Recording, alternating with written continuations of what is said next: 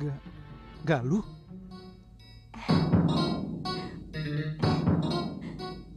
Oh, Tantri, kamu di sini. Setiap malam, sejak Kakang pergi dengan si Bongo, saya selalu menyalakan sentir.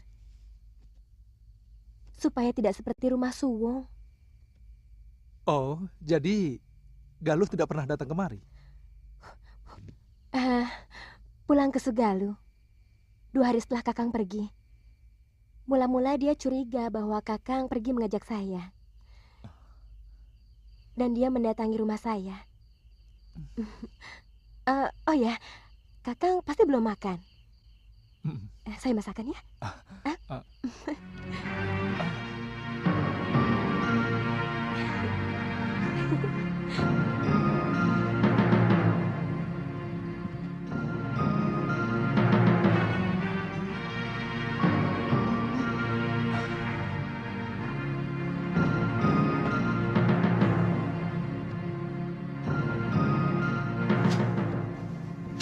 Tidak usah melawan suamimu.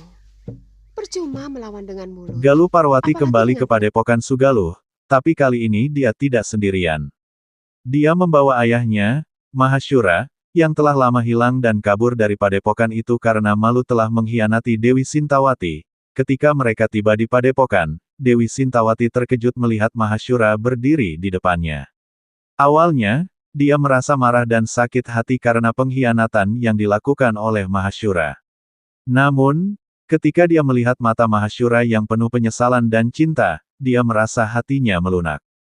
Mahasyura, aku tidak percaya bahwa kamu berani kembali ke sini, kata Dewi Sintawati dengan nada yang tegas. Mahasyura menundukkan kepala, merasa malu dan menyesal. Aku tahu bahwa aku telah melakukan kesalahan besar, Dewi, kata Mahasyura. Aku tidak bisa memaafkan diri sendiri, tapi aku berharap bahwa kamu bisa memaafkan aku. Dewi Sintawati memandang Mahasyura dengan mata yang penuh kasih sayang. Aku telah menunggu kamu selama ini, Mahasyura, kata Dewi Sintawati. Aku masih mencintaimu, dan aku ingin kita bisa bersama lagi. Mahasyura terkejut dan merasa bahagia ketika mendengar kata-kata Dewi Sintawati. Aku juga mencintaimu, Dewi, kata Mahasyura. Aku berjanji bahwa aku tidak akan pernah meninggalkanmu lagi. Galuh Parwati tersenyum, merasa bahagia karena ayah dan ibunya bisa bersama lagi. Aku senang bahwa ayah dan ibu bisa bersama lagi, kata Galuh Parwati. Dewi Sintawati memeluk Mahasyura dan Galuh Parwati. Kita akan bersama lagi, sebagai keluarga yang bahagia, kata Dewi Sintawati. Mereka bertiga kemudian berkumpul dan menikmati waktu bersama, merasa bahagia karena telah menemukan kembali kebahagiaan dan keharmonisan dalam keluarga mereka. Sebenarnya lelaki yang berbuat serong, hatinya selalu dihantui rasa bersalah kepada istrinya. Kamu benar, istriku.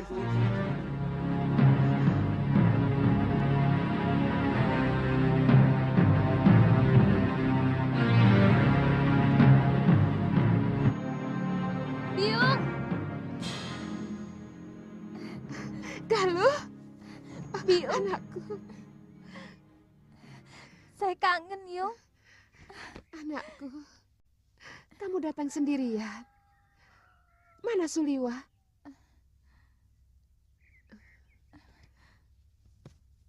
Dia meninggalkanmu? Mengkhianatimu? Dia pergi entah kemana. Mungkin ada tugas yang terpaksa harus dirahasiakan kepada saya. Kamu datang dengan siapa? Tadi, sepertinya, Biung mendengar suara bopomu.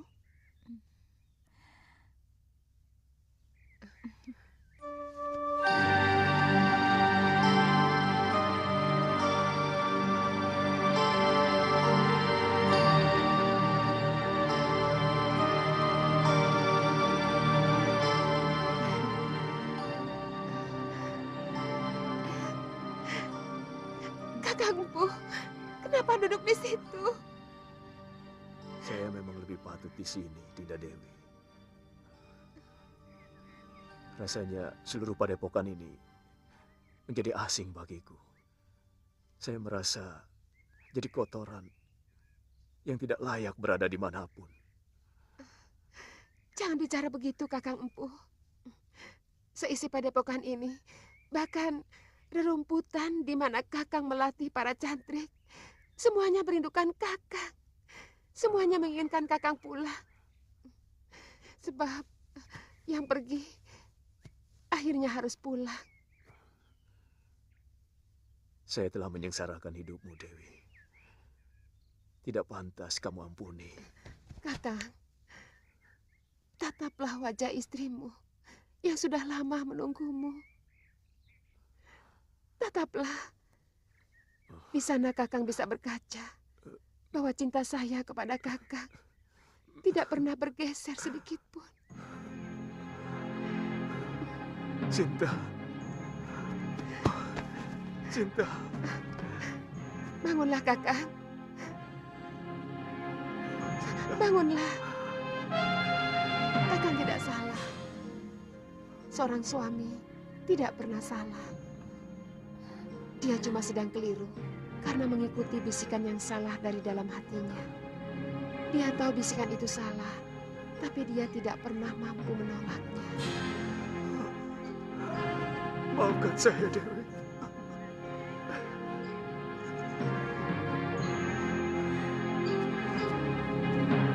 Bopo. Biung.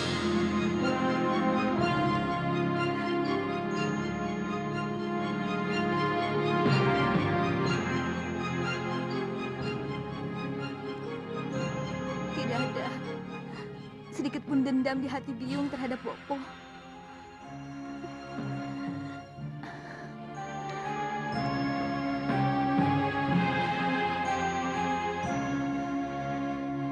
Kalau malam itu Gusti Prabu Anglingdarma tidak datang kemari, barangkali saya sudah melakukan perbuatan yang paling pengecut dan tidak terampuni. Saya sudah mempersiapkan tali untuk menjerat leherku sendiri.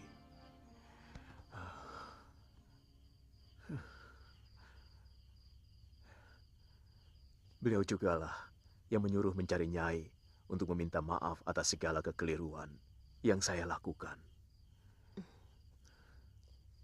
Galuh, kapal yang kokoh tidak hanya berlayar di danau yang tenang, tapi juga mampu melintasi badai di seluruh samudra di muka bumi ini.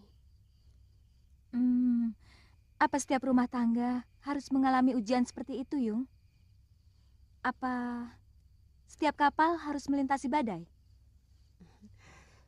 Badai tidak bisa diduga, bisa datang, bisa juga tidak.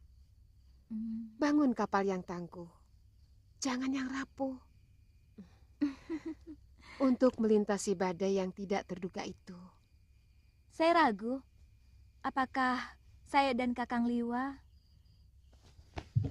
akan mampu membangun sebuah kapal yang seperti Biung sebutkan tadi. Bangunlah kapalmu dengan kayu yang kuat. Dalam rumah tangga, kayu-kayu tersebut adalah cinta dan rasa saling percaya. Dan akan lebih kokoh lagi kalau ditambah dengan saling bisa memaafkan.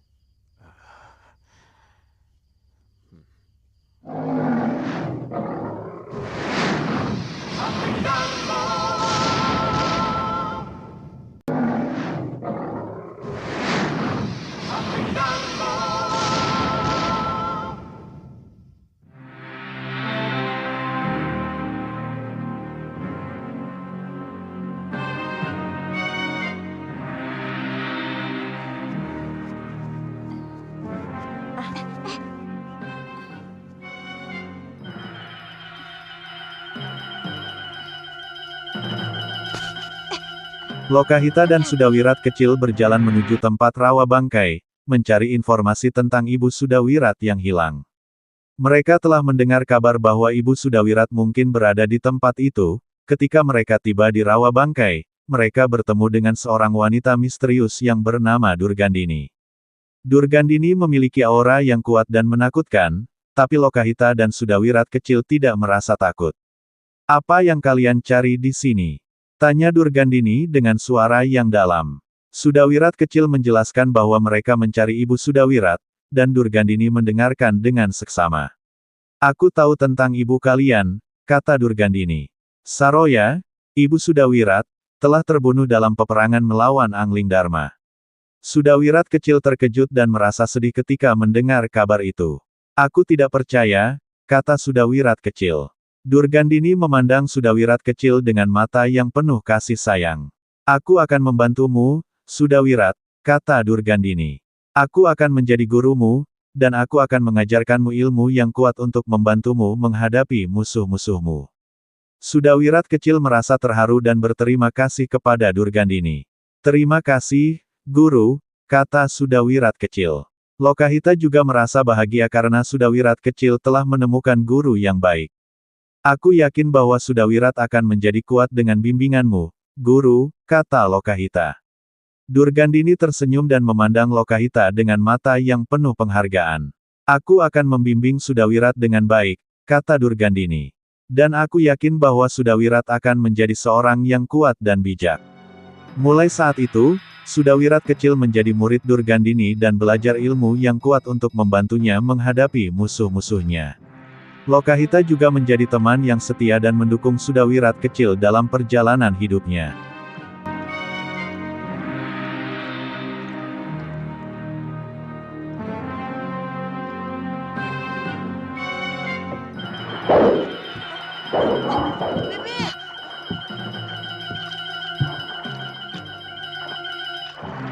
Kita harus hati-hati, Wira. Ternyata di sini banyak buaya.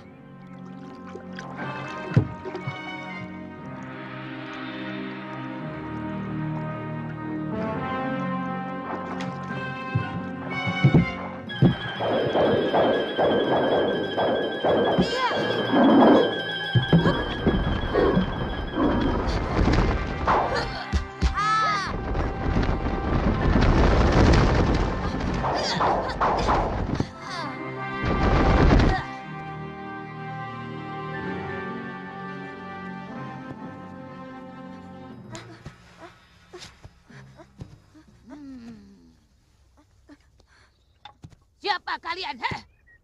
Lancang. Berani memasuki daerahku. Maafkan kami, Nyai. Kutu air. Kami mencari Nyai Nila Saroya. Beliau adalah biung anak ini.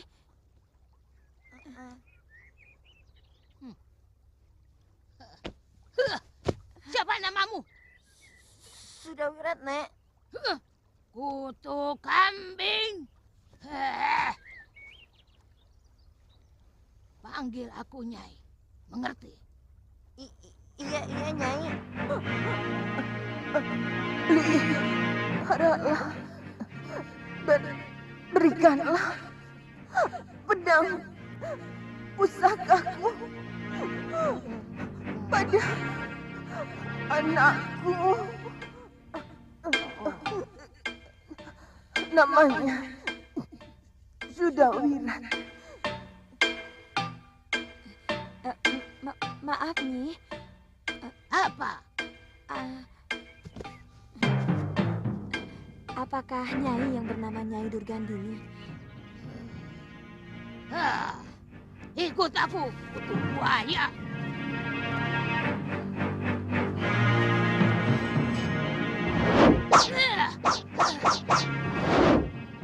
Pedang ini akan kujadikan senjatanya untuk mencari pendekar muda yang mengalahkanmu.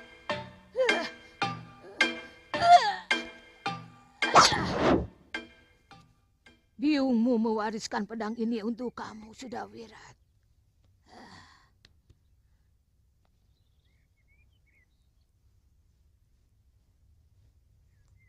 Biung kemana, Nyai?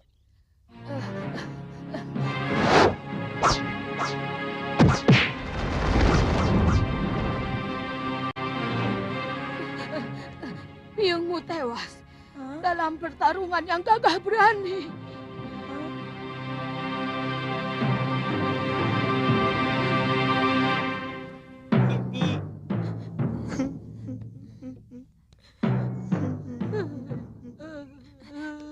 Sudah, Wirat.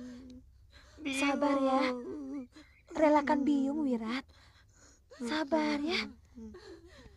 Sudah. Tenang, Wirat. Diam! Diam! Aku paling tidak tahan ada air mata di rumahku. Kutu monyet. Aku paling tidak tahan kalau mendengar anak menangis. Dari kecil, aku tidak pernah menangis. Setiap mau menangis, Bopo selalu menghajarku, memukuliku.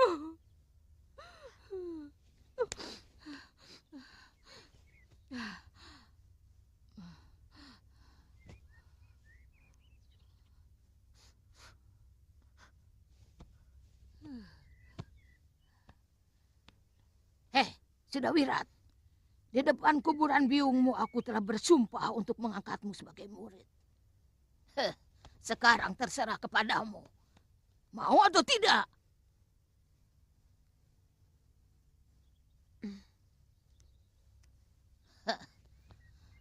Aku ingin menjadikan kamu seorang pendekar yang perkasa untuk membalas kematian biungmu yang disebabkan oleh pendekar yang bernama Suliwa. Mau atau tidak kamu jadi muridku? Jawab, mau atau tidak? Mau, Nyai. Bagus, bagus. Terima kasih, Nyai. Anak pintar.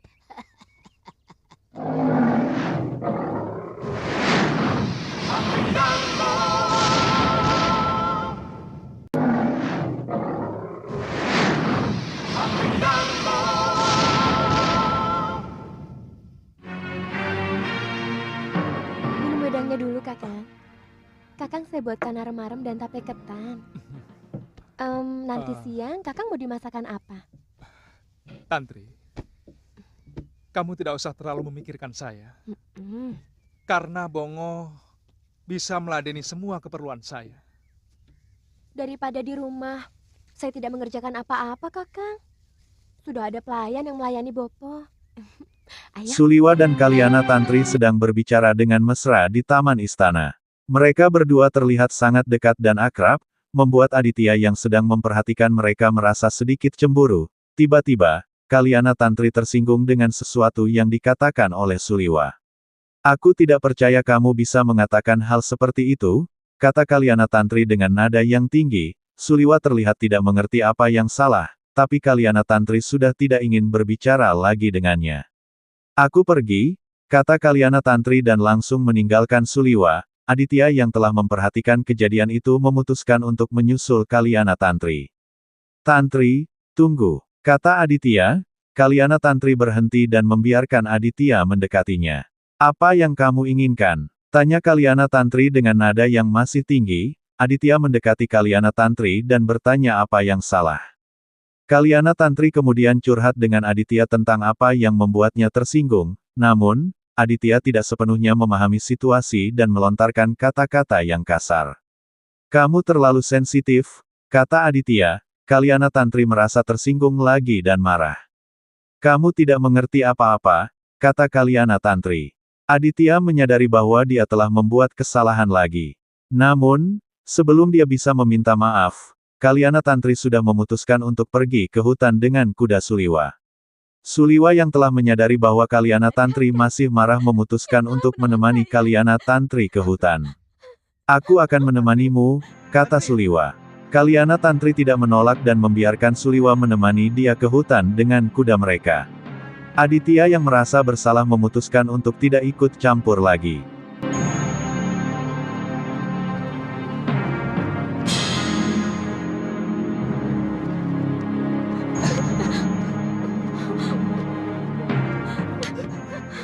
Tantri, ada apa?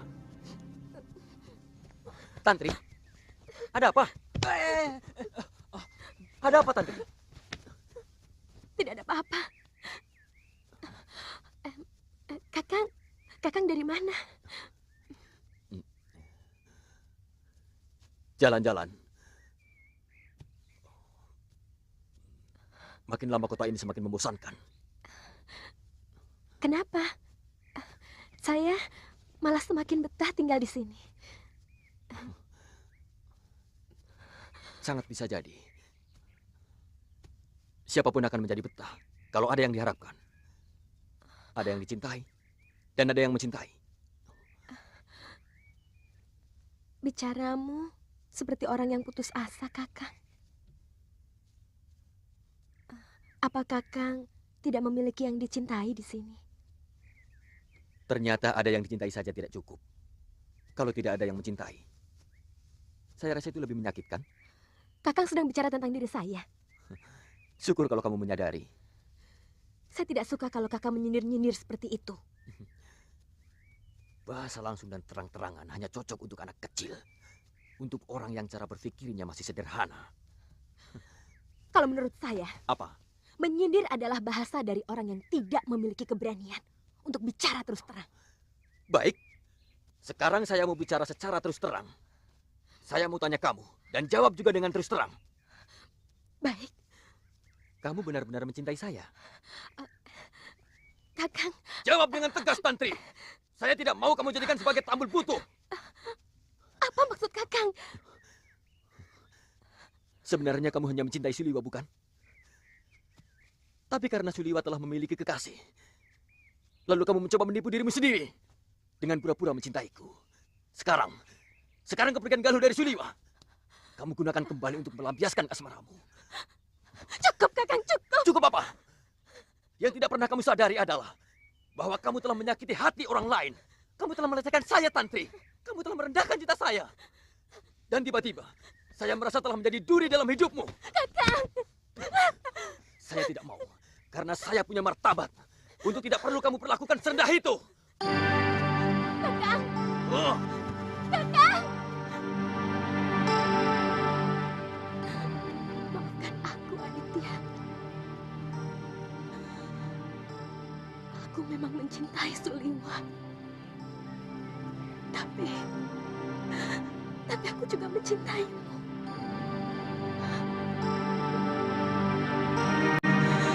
Kamu terlalu baik sebagai seorang lelaki.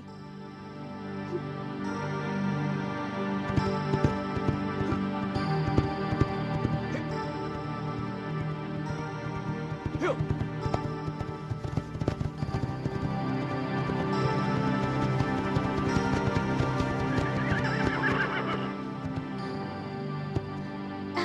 Itu dia, Kakang, menuju ke hutan. Kakang Aditya! Aditya!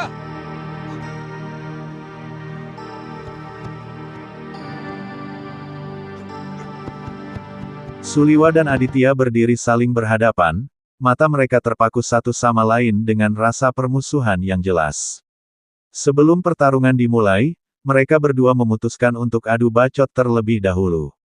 "Kamu pikir kamu bisa mengalahkan aku?" kata Suliwa dengan nada yang sombong. "Aku tidak perlu mengalahkan kamu, aku hanya perlu menunjukkan siapa yang lebih kuat," balas Aditya dengan nada yang sama. Kalyana Tantri yang berada di dekat mereka merasa tidak nyaman dengan situasi yang semakin memanas. "Aku tidak ingin melihat kalian berdua bertarung," kata Kalyana Tantri. Namun, Suliwa dan Aditya tidak menghiraukan Kalyana Tantri dan langsung memulai pertarungan. Mereka berdua bertarung dengan sengitnya, menggunakan semua kemampuan mereka untuk mengalahkan lawan. Tiba-tiba, Galuh Parwati muncul dan melihat pertarungan yang sedang berlangsung. "Berhenti," kata Galuh Parwati dengan suara yang tegas. Suliwa dan Aditya berhenti bertarung dan memandang Galuh Parwati dengan rasa hormat. Galuh Parwati kemudian menasihati mereka berdua untuk tidak bertarung lagi. "Aku tidak ingin melihat kalian berdua bertarung lagi," kata Galuh Parwati. "Kalian harus belajar untuk hidup berdampingan dan saling menghormati."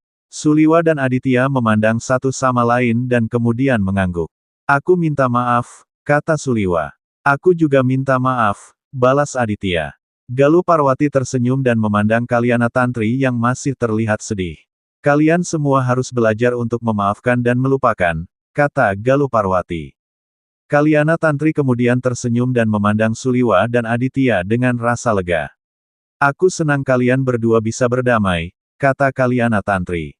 Suliwa, Galuh Parwati, Kalyana Tantri, dan Aditya kemudian berkumpul dan berbicara dengan suasana yang lebih santai. Mereka berempat akhirnya bisa berdamai dan hidup berdampingan dengan harmonis.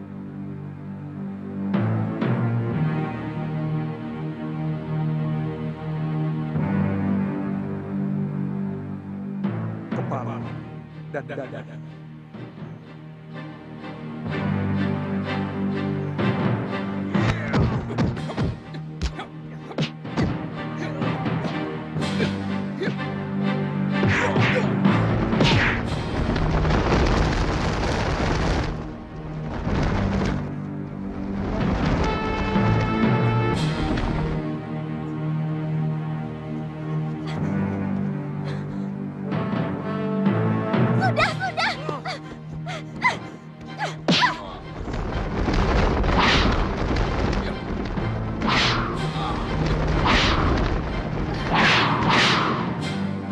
Ada apa ini? Kenapa kalian berkelahi?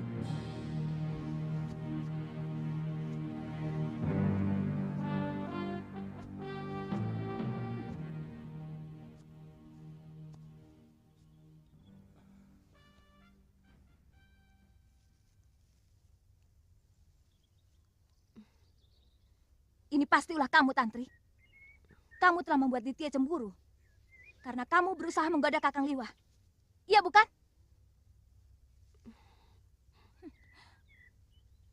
Ternyata kalian semua masih kekanak-kanakan. Kenapa, Ditya? Kamu cemburu karena Tantri masih sering mendekati Suliwa? Mungkin karena kamu melihat Tantri sering datang ke rumahnya. Kemudian hatimu jadi panas. Iya, bukan? Dan Kakang Liwah? Kakang merasa bangga karena ada gadis lain selain aku yang masih mencintai Kakang dan mengejar-gejar Kakang. Kemudian tanpa perasaan, membiarkan gadis yang sudah punya kekasih itu datang ke rumah Kakang. Tanpa peduli kekasihnya akan cemburu atau tidak. Iya, bukan? Bukan. Aku tidak pernah merasa bangga untuk hal-hal seperti itu. Sejak kecil aku telah diajar untuk tidak menyakiti hati orang lain. Bisa saja aku mengusir Tantri dengan cara kasar atau halus. Tapi itu tidak akan pernah aku lakukan. Karena artinya aku akan menyakiti dia. Nah, sekarang semakin jelas persoalannya. Aditya cemburu buta. Karena Kakang Suliwa yang dicemburuinya tidak menaruh hati kepada Tantri. Sementara Tantri cinta buta. Karena tidak mau melihat kenyataan bahwa Kakang Suliwa hanya mencintai saya. Sementara Kakang Suliwa buta perasaan. Katanya tidak mau menyakiti hati Tantri. Tapi yang dilakukan menyakiti hati Aditya. Gombal semua.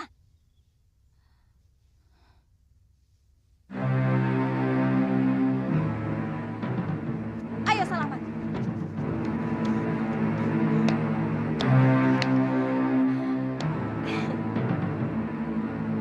Maafkan saya, Kakang.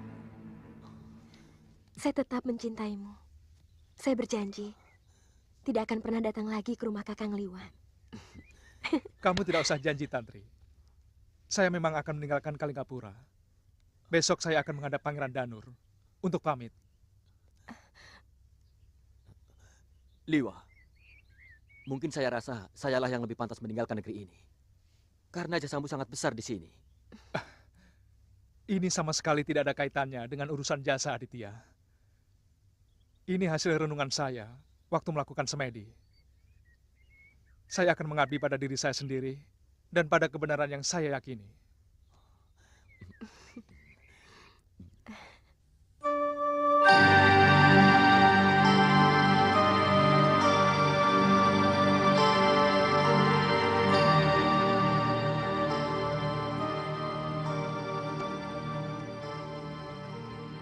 Eyangmu Pangeran Suryapati telah membukakan mata hati saya. Eyang Suryapati. Beliau kan sudah lama meninggal. Iya. Beliau muncul dalam semedi saya dan memberi pandangan hidup kepada saya sebagai seorang pendekar. Ketika saya utarakan keniatan saya untuk mengabdi di Kalinggapura, sebelumnya saya ceritakan kepada beliau kenapa saya menerima jabatan sebagai punggawa di Kalinggapura. Saya katakan ingin mendapat penghasilan tetap untuk membiayai rumah tangga yang mau saya bangun bersama kamu. Eyang melarang. Secara langsung tidak. Beliau cuma mengatakan bahwa pengabdian kepada penguasa cenderung akan membabi buta dalam membela tuannya. Baik itu salah maupun benar. Kamu tahu, beliau menyuruh saya untuk mengabdi kepada kebenaran. Sebab kebenaran ada di mana-mana. Raja bisa benar, tapi juga bisa salah. Begitupun rakyat bisa benar, bisa juga salah dan menyimpang. Ya, betul Kakang. Itu kenapa banyak pendekar lebih suka mendirikan padepokan sendiri. Mereka tidak mau dijajah oleh kekuasaan. Seperti Bopo dan biungku. Lalu, apa rencana Kakang selanjutnya? Aku ingin menjajaki lebarnya jagat, luasnya langit ciptaan Yang Maha Agung. Terbang bebas seperti Raja Wali.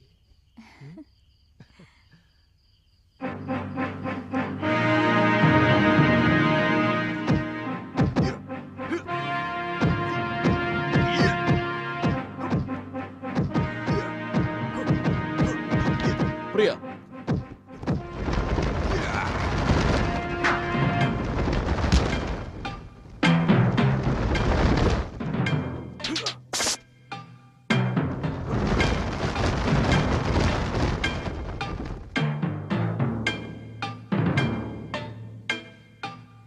jurus pisau terbang yang kamu lakukan itu sudah cukup sempurna, Pria Mitra. Tentang ilmu racun yang kamu minta, bisa kamu pelajari langsung dari kitab ciptaanku. Nanti aku pinjamkan kitab itu kepadamu. Sudah lama aku berjanji tidak lagi menggunakan ilmu itu.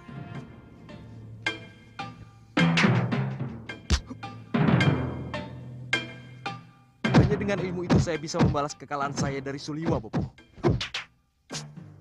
Belum tentu, pria.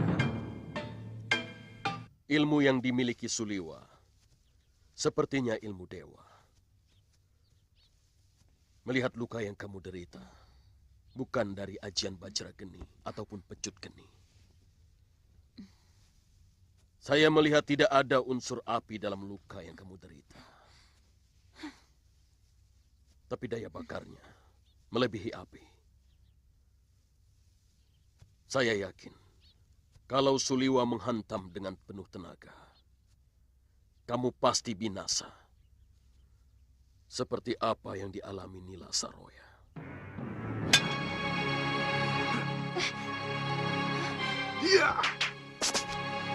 Saya akan penuhi dada Suliwa dengan pasar. Saya ingin tahu, apakah dia cukup tahan dengan racun. Jangan terlalu mengikuti dendam, Kakang. Dendam akan membuat Kakang kehilangan kewaspadaan. Dia telah membunuh orang yang paling berjasa dalam hidup saya. Orang yang telah menyelamatkan nyawa dan kehormatan saya. Mendendam kepada seorang pembunuh bukan perbuatan yang buruk. Saroya tewas dalam perang. Kurang tepat kalau yang menewaskan kamu sebut pembunuh. Karena siapapun bisa terbunuh ataupun membunuh. Dalam perang tidak dikenal sebutan pembunuh, walaupun dia telah membantai ratusan musuh. Tampaknya kamu harus banyak belajar tentang pengalaman hidup dari orang lain, Pria Mitra.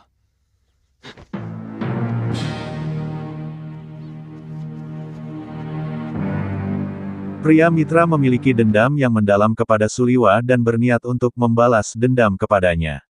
Namun, sebelum dia bisa melakukan apa-apa, Kiparon Wajah memperingatkannya tentang bahaya dari tindakan yang dia rencanakan. Jangan lakukan itu, Mitra, kata Ki Paron Wajah. Dendam hanya akan membawa kesengsaraan bagi kamu dan orang lain. Tapi pria Mitra tidak menghiraukan peringatan Ki Paron Wajah dan memutuskan untuk mencuri kitab pusaka milik Padepokan Gunung Kencana. Dia berhasil mencuri kitab itu dan langsung kabur dari Padepokan. Setelah berhasil melarikan diri, pria Mitra merasa puas dengan dirinya sendiri. Namun, ketika dia sedang berjalan di hutan, dia bertemu dengan seseorang tua berambut putih yang memiliki aura yang sangat kuat. "Apa yang kamu lakukan, Mitra?" tanya orang tua itu dengan suara yang lembut tapi tegas. Pria Mitra merasa sedikit takut dan mencoba untuk menjelaskan tindakannya. Namun, orang tua itu memotongnya dan mengatakan, "Itu bukanlah perbuatan yang baik, Mitra. Mencuri dan membalas dendam hanya akan membawa kesengsaraan bagi kamu dan orang lain." Pria Mitra merasa sedikit tersentuh oleh kata-kata orang tua itu dan mulai menyadari bahwa tindakannya memang salah. "Aku tidak tahu apa yang aku lakukan," kata pria Mitra dengan nada yang rendah. Orang tua itu memandang pria Mitra dengan mata yang penuh kasih sayang. "Aku bisa membantu kamu untuk menemukan jalan yang benar," kata orang tua itu. "Tapi kamu harus mau mendengarkan dan belajar."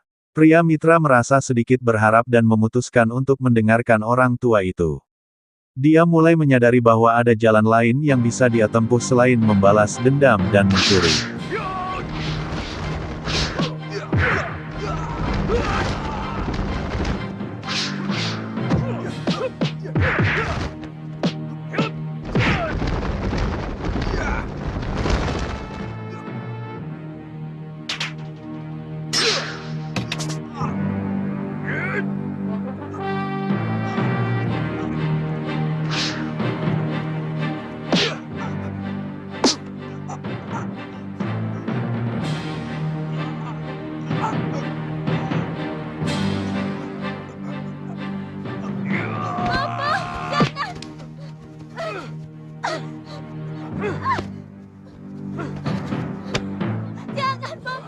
Beraninya kamu menyakiti putriku. Dia istri saya. Saya berhak melakukan apa saja yang terbaik untuk... Jangan bicara hak di depanku. Tidak akan kubiarkan siapapun yang menyakiti putriku. Juga kamu. Sudah, Bopo. Sudah. Semua salah saya. Sudah. Sekali lagi tanganmu turun ke kulit anakku. Akan kukuliti kamu.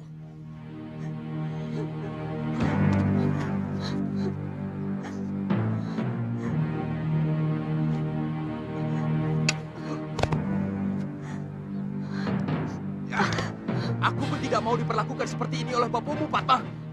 Bisakah Kakang lebih lunak pada saya? Sebenarnya saya salah apa? Apa kekurangan saya? Sudahlah, Fatma. Aku tidak mau membicarakan hal itu lagi, Fatma. Aku tidak ingin bicara apa-apa lagi.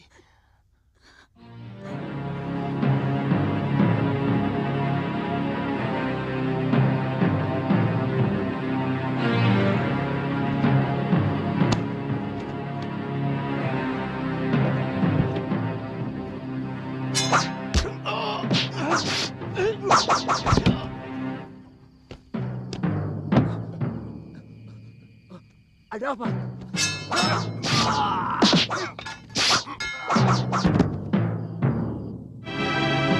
Saya yakin kalau bapamu masih hidup, dia pun akan mengutuk semua perbuatan yang kamu lakukan.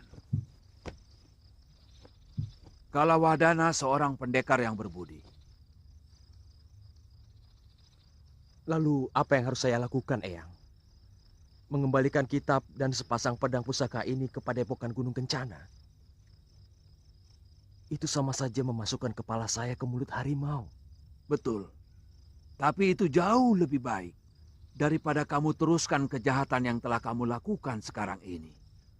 Sebab sebuah kejahatan yang dilakukan oleh seseorang cenderung akan menuntut kejahatan berikutnya dan berikutnya lagi. Akhirnya, seluruh hidupmu akan dipenuhi dengan kejahatan. Terus terang, saya takut pulang kembali ke Padepokan Eyang Resi. Kamu menyesali semua perbuatanmu, pria mitra? Iya. Tapi saya melakukan ini karena terpaksa. Siapa yang memaksamu? Dendam saya. Dendam. Satu kata ini yang paling berbahaya di muka bumi. Perang Bharatayuda pun dipicu oleh dendam kaum Kurawa kepada Pandawa yang mereka anggap selalu lebih unggul. Tapi saya harus melakukan bela pati untuk orang yang telah menyelamatkan kehormatan dan martabat saya, Eyang Resi. Pria, barangkali perempuan itu secara tidak sengaja telah menyelamatkan kehormatanmu. Tapi kamu tidak boleh lupa, pria, bahwa perempuan itu pula lah yang telah menjerumuskan kamu ke dalam perbuatan aib. Perbuatan memalukan dan penuh dosa. Mengerti? Saroya! Dengar, Saroya. Aku telah menjadikan Sudawirat sebagai muridku. Dia sengaja aku bawa datang kemari. Supaya dia tahu bahwa biungnya masih menyisakan dendam kepada pembunuhnya. Ya. Saya akan menuntut balas biung. Siliwa akan kubunuh dengan pedang warisan dari biungku ini.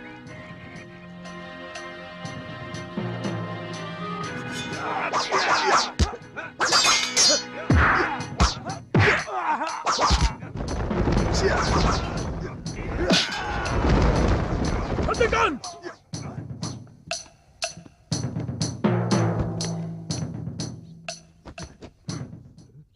Segala kebusukan dalam dirimu telah lengkap, pria. Sehingga tanganku ini pantas dilumuri dengan darahmu. Saya menyesal, Bopo. Saya menyesal telah mengikuti hawa nafsu saya. Semua yang telah saya curi masih utuh, Bopo. Dan akan saya kembalikan ke Padepokan. Pria mitra kembali ke Padepokan Gunung Kencana dengan niat baik untuk mengembalikan kitab pusaka dan benda pusaka yang telah dia curi. Dia berharap bahwa dia bisa memperbaiki kesalahan yang telah dia lakukan. Namun, ketika dia tiba di Padepokan, Kiparon Wajah langsung marah dan menghampirinya. "Kamu berani mencuri dari kami," kata Kiparon Wajah dengan amarah yang membara. Pria mitra tidak melawan dan hanya menyerahkan kitab pusaka dan benda pusaka yang telah dia curi. Namun, Kiparon Wajah tidak puas dengan itu dan langsung menghajar pria mitra dengan keras. Pria mitra tidak bisa melawan dan hanya bisa menerima hukuman yang diberikan oleh Kiparon Wajah. Dia dipukul dan dihajar habis-habisan oleh Kiparon Wajah. Tiba-tiba, orang tua berambut putih yang telah menasihati pria mitra sebelumnya muncul dan menghampiri Kiparon Wajah. "Cukup, Kiparon Wajah," kata orang tua itu dengan suara yang lembut tapi tegas. Kiparon Wajah berhenti menghajar pria mitra dan memandang orang tua itu dengan rasa hormat. "Apa yang kamu maksud, Guru?" tanya Kiparon Wajah. Orang tua itu memandang Kiparon Wajah dengan mata yang penuh kasih sayang. "Kita tidak boleh membalas kejahatan dengan kejahatan," kata orang tua itu. "Kita harus belajar untuk memaafkan dan memberikan kesempatan kedua kepada orang lain." Kiparon Wajah merasa tenang hatinya setelah mendengar kata-kata orang tua itu. Namun, dia masih sedikit kesal dengan pria mitra. "Kamu harus belajar dari kesalahanmu," kata Kiparon Wajah kepada pria mitra. Pria mitra merasa lega dan berterima kasih kepada orang tua itu. "Terima kasih, Guru," kata pria mitra. "Aku akan belajar dari kesalahanmu dan Benar menjadi tidak, orang Eyang yang Resi, lebih Bopo. baik." Ampuni Kakang Pria.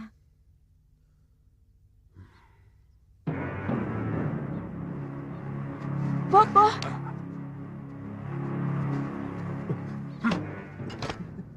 Sekali lagi kamu berbuat lancang di sini. Aku tidak akan mengampunimu. Biar dewa sekalipun yang menghalangi.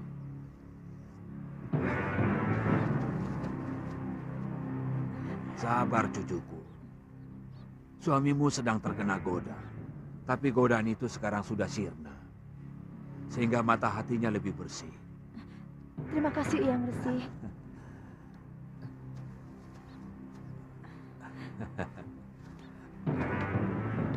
Saya banyak berdosa kepadamu. Maafkan saya, Padma. Setiap saat saya selalu memaafkan Kakang. Supaya Kakang bebas dari dosa dan kesalahan.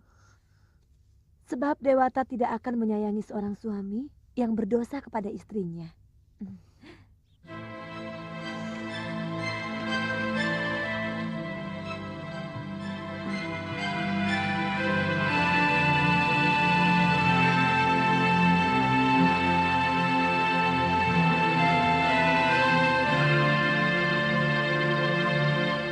Tidak ada satupun orang yang tahu beliau orang mana. Tapi selalu muncul di mana-mana. Semua kalangan di jagat persilatan segan kepada beliau. Beliau juga seorang pendekar. Sepertinya Kakang tertarik padanya. Terus terang, beliau yang telah memberikan pencerahan di hati saya. Beliau yang menyuruh saya mengembalikan kitab dan pedang pusaka yang saya curi.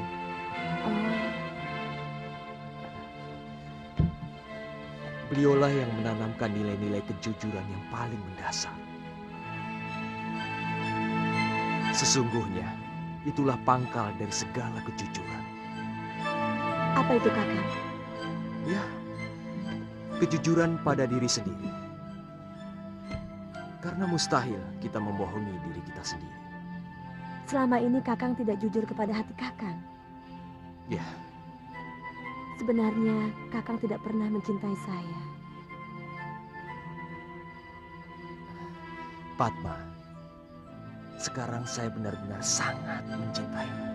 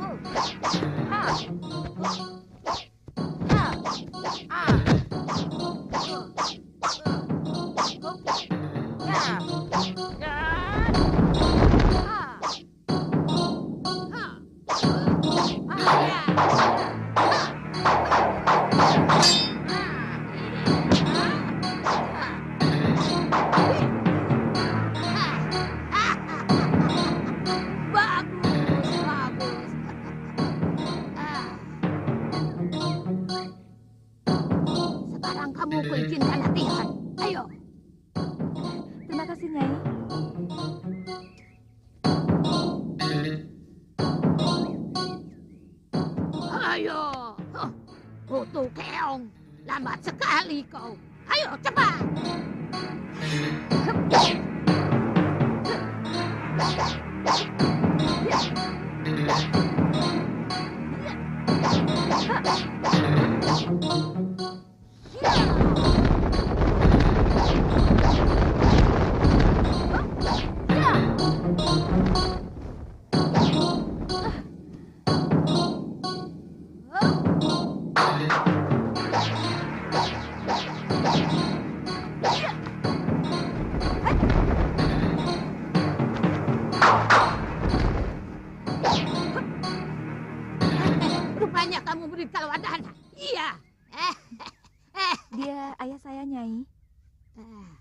Aku kenal baik dengan ayahmu. Sini. Orangnya lugu dan rendah hati. Iya, Nyai. Di mana dia sekarang? Dia tewas, Nyai. Dibunuh Sudamani. Sudamani? Pendekar cabul itu lagi. Sayang dia sudah mati. Kalau belum ingin rasanya mencacah-cacah tubuhnya sampai lumat. Kutu anjing. Saya kutu anjing, Nyai.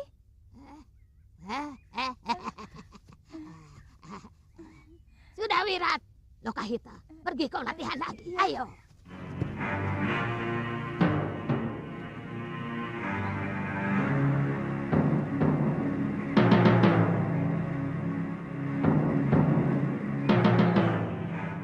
Dari dulu aku tidak pernah berpikir untuk membuka padepokan.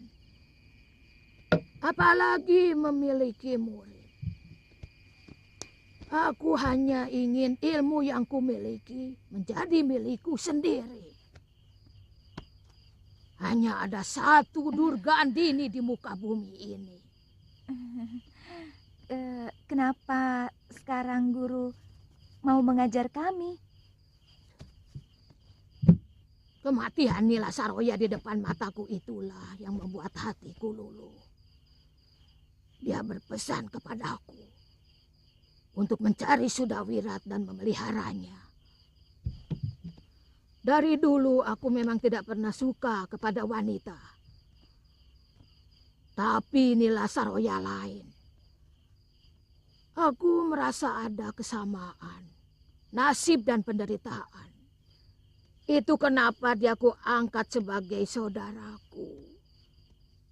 Maka anaknya pun kuanggap sebagai anakku sendiri. Guru tidak punya kerabat?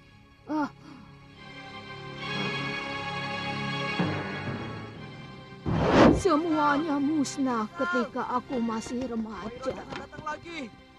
Kamu tidak salah lihat, Jagabaya. Mereka mengobrak abrik pasar dan menjarah dagangan. Sekarang mereka menuju kemari, Ki. Cepat, kalian mengungsi. Nyai, selamatkan anak kita Mayang Mayura.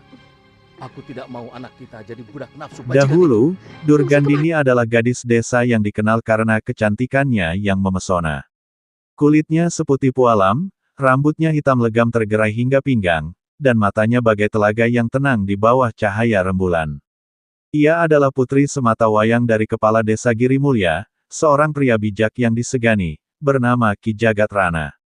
Bersama ibunya, Nyai Sulastri, Durgandini tumbuh dalam kehangatan keluarga yang penuh kasih dan ketentraman. Namun, damainya hari-hari itu tak bertahan lama. Suatu senja yang muram, langit memerah seperti firasat akan darah yang tertumpah. Dari kejauhan tampak segerombolan orang berkuda mendekat, wajah-wajah bengis dan senjata terhunus. Mereka adalah gerombolan penjahat dari selatan, dipimpin oleh seorang pendekar kejam bernama Hoirocana Asteris, yang dikenal haus darah dan tak segan membantai siapapun yang menghalangi jalannya. Tanpa banyak kata, mereka menerobos gerbang desa dan langsung menuju rumah kepala desa. Durga, cepat kau masuk ke bilik rahasia bersama ibumu. Jangan keluar sampai ayah memanggil. Seru Ki Jagatrana dengan suara berat tapi tegas. Dengan tubuh gemetar, Durgandini mematuhi perintah ayahnya. Ia bersama ibunya menyelinap ke bilik tersembunyi di belakang rumah yang terhubung ke goa kecil di balik bukit. Dari celah batu, mereka bisa mendengar suara dentingan senjata dan jeritan orang-orang desa yang dibantai. Pertarungan antara Ki Jagatrana dan Hoirocana pun terjadi dengan sengit di pelataran rumah. Meskipun usia Ki Jagatrana tak muda lagi, ia bertarung gagah berani demi melindungi keluarganya. Tapi lawannya bukan orang biasa. Hoirocana, dengan tawa mengerikan, menebas leher sang kepala desa hingga tubuhnya rubuh dalam genangan darah. Malam pun jatuh, menyelimuti desa dalam kesunyian dan kepedihan. Setelah yakin keadaan tenang, Durgandini dan ibunya kembali pulang. Namun yang mereka temukan adalah rumah yang hangus terbakar sebagian, dan mayat sang ayah yang sudah membiru. Di depan rumah, para penjahat masih berjaga, seolah menanti mangsa. Tanpa ampun, mereka menangkap Durgandini dan ibunya. Nyai Sulastri berusaha melindungi putrinya, namun ia ditikam tepat di dada oleh tangan kanan Hoirocana. Durgandini, yang diseret dalam kondisi tak berdaya, menjadi korban kebiadaban mereka. Tubuhnya dinodai, jiwanya terkoyak. Setelah itu, di saat kelengahan mereka, Durgandini berhasil meloloskan diri ke hutan. Dengan pakaian compang camping dan luka di sekujur tubuh, ia berlari tanpa arah.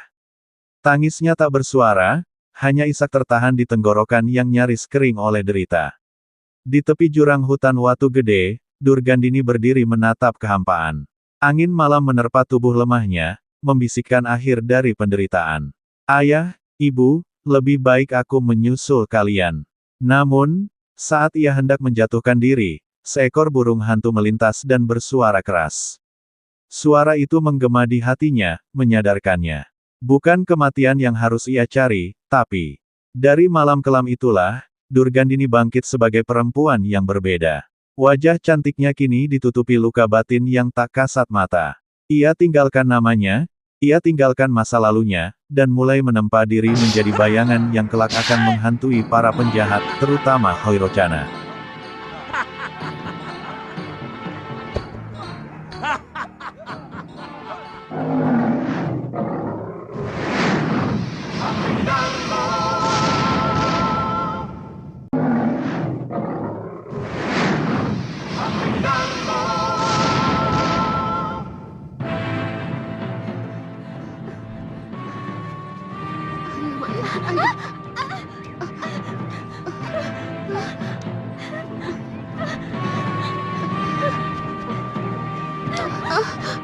Kenapa Maya?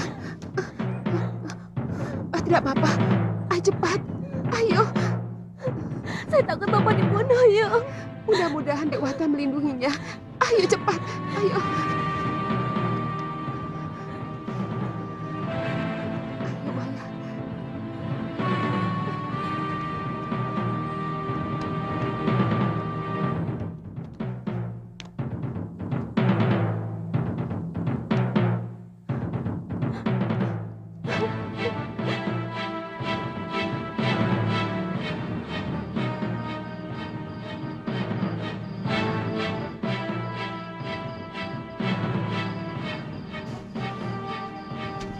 Bapak sudah menyalakan sentir, pasti tidak terjadi apa-apa. Mungkin Wairocana hanya minta kepeng. Tapi, kenapa Bapak tidak menyusul ke goa? Mungkin dia sedang menyusun rencana dengan Jagabaya. Ayo Maya, ayo.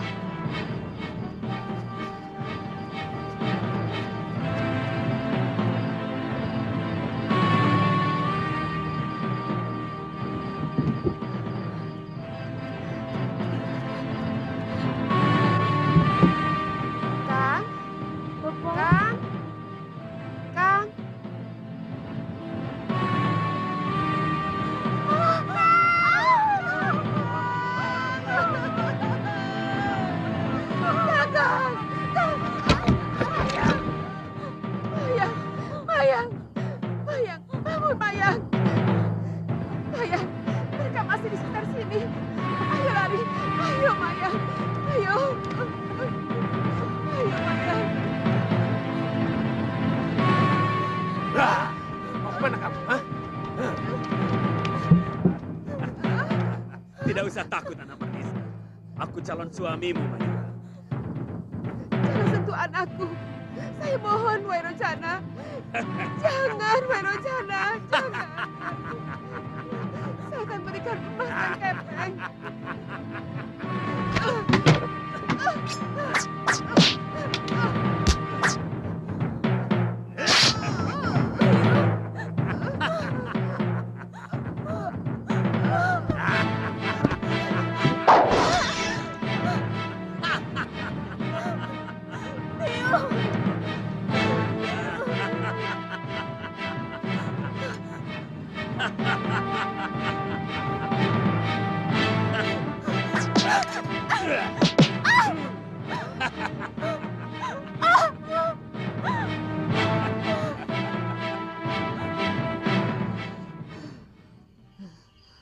Lelaki tua jahanam itu telah merusak kegadisanku. Dia telah menghancurkan masa depanku.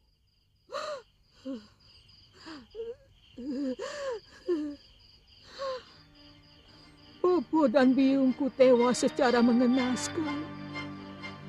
Sementara aku sudah tidak sempurna lagi sebagai seorang darah. Aku benar-benar putus asa. Biung, lebih baik saya menyesal kalian.